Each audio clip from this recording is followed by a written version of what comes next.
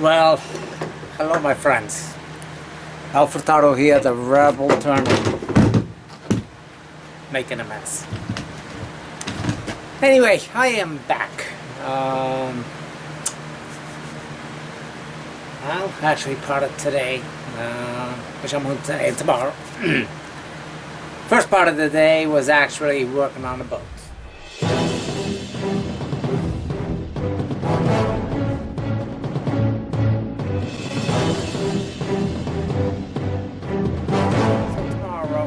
I want to enjoy the boat, take it out. It hasn't been out in a little while, at least 4 weeks, and so I decided come in the shed, do a little turning for you guys. And you see it behind me. I got a piece of wood that my friend who lived in Phoenix, Arizona, came down to visit some family, and came up specifically to introduce himself to me, and brought me some wood. He brought me what he labeled as Cuban mahogany, brought me the oh god, I hate when I run a blank, and some eucalyptus. Excuse me. I brought me some eucalyptus. Well, this is definitely not eucalyptus. And I just cut this on the bandsaw, even though I saw this bright red. After the cut, it's white like that. So I don't think that's Cuban mahogany. So anyway, but today's subject is, okay, so you got a knot shape piece. Like that, it's flat one side, cut on an angle on the other side. What do you do with it? Toss it away, burn it, or do you look and see what's in it? Whenever I got a log, per se, of some sort, there's always something that can be done with it. And you always try to figure out how you can utilize it. I could make an end grain turning by cutting this completely off and making a nice bowl by itself.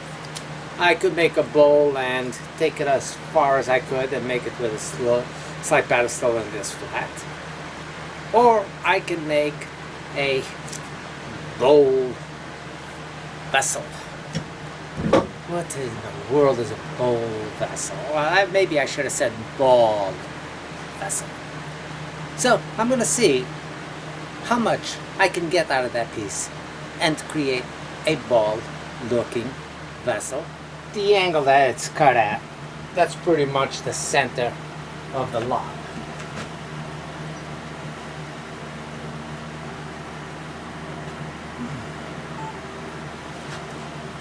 So this low point is pretty much almost the center point of the total distance of this. If I look at from the widest point to here, it's about 9 inches. This is 4 inches. So 4.5 would be center. So that's past the center point actually. So there's no way I can get them out here and still maintain that. But going out on the opposite direction, it should give me something that will be around 6 inches diameter in the belly of the piece. So it's going to be full, it's going to be pretty much pretty close to the full width of the piece, and maintain as much as I can.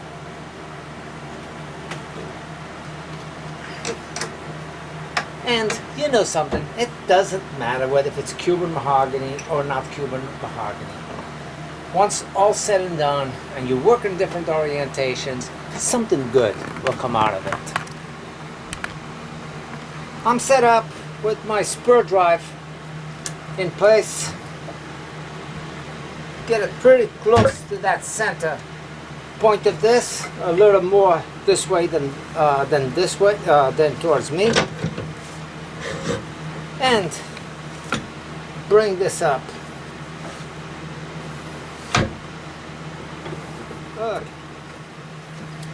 That's how I wanted that. So once I start going in here, this line up from here is pretty close to the center on this. I should end up, like I said, with a ball that's going to end up at this height. Or you make this the base and you make it a natural edge from the opposite side. The only thing making it a base, it will force me to come up all the way roughly to here, which will still maintain a nice look. And that's the direction I'm going to go with.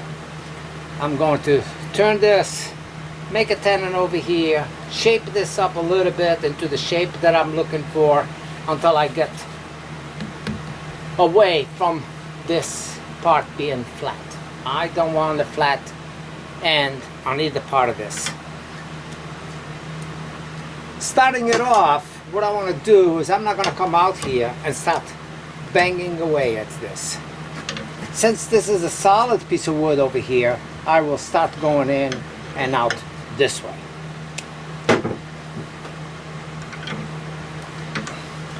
Put up my 12-inch tool rest.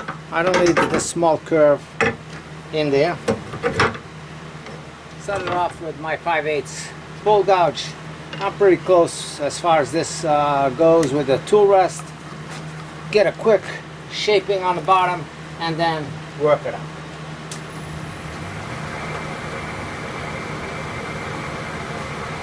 Speed is at 530 RPM.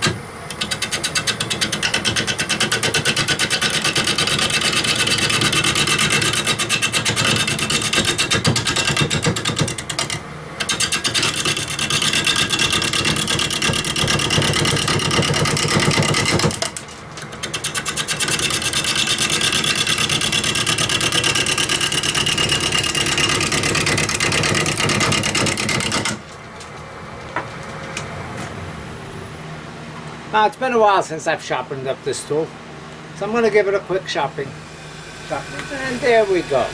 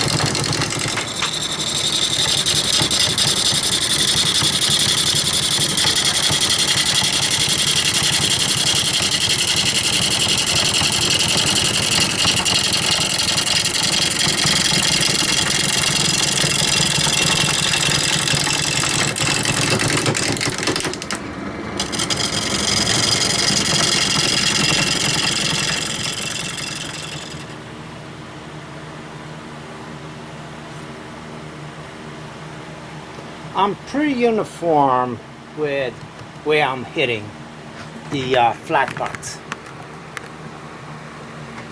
So I'm about even in distance at this point. I can see it on this profile. Once I go in deep enough, once I start hitting, by the time I start hitting this, I should be hitting this one. Unless I wanted to go further down on the bottom, then I would push this over that way a little bit, and it would gain a little bit more wood on that part. So I'm actually going to do that. I'm going to lower this part a little bit.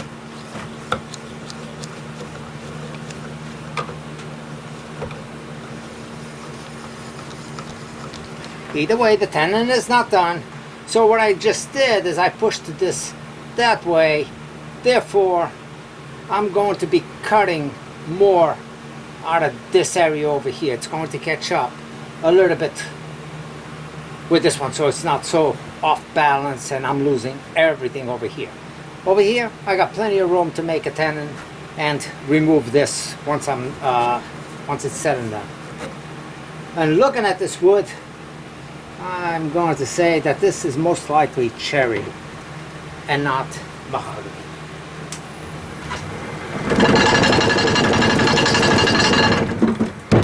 So down, once you offset it like that,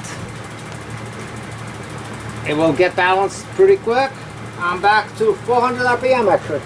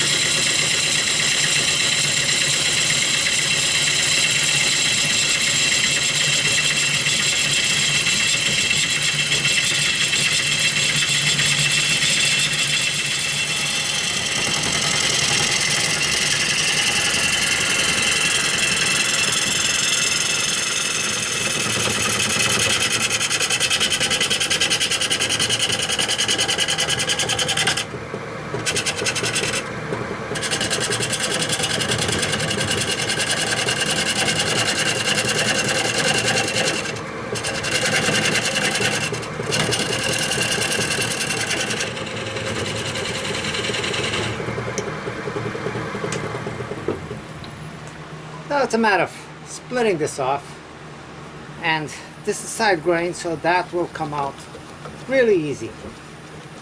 You can snap it, you can cut it.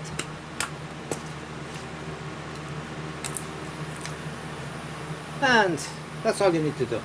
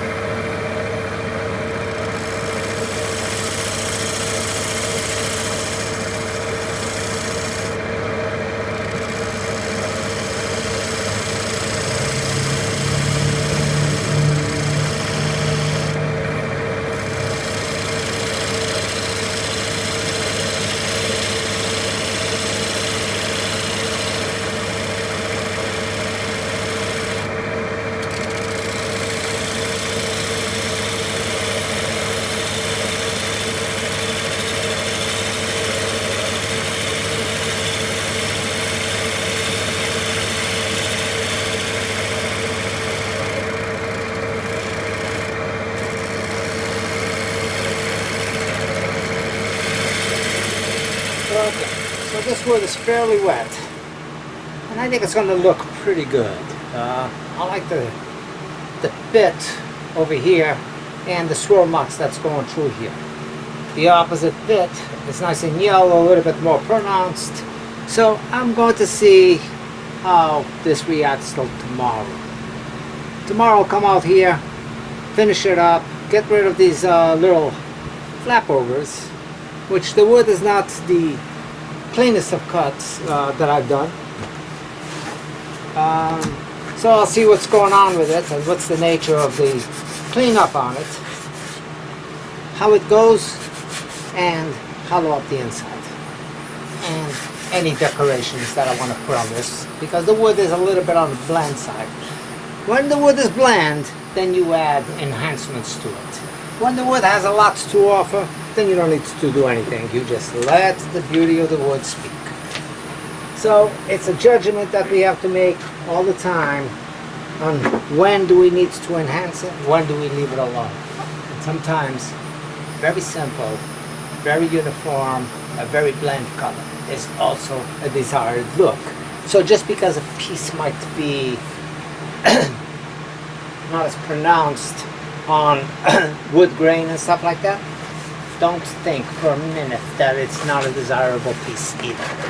So it depends on the shape that you put into it. So if it's simple, simplicity is good. So and if it's if it requires something, then you add these little lines, or you add some pizzazz, or whatever the word is. Pizzazz? I can't think of the word. Thanks, guys. See you tomorrow.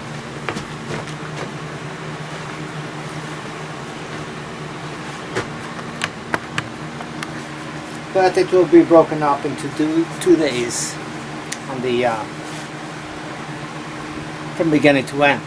Starting today, finishing tomorrow. I know it will look okay. See you later.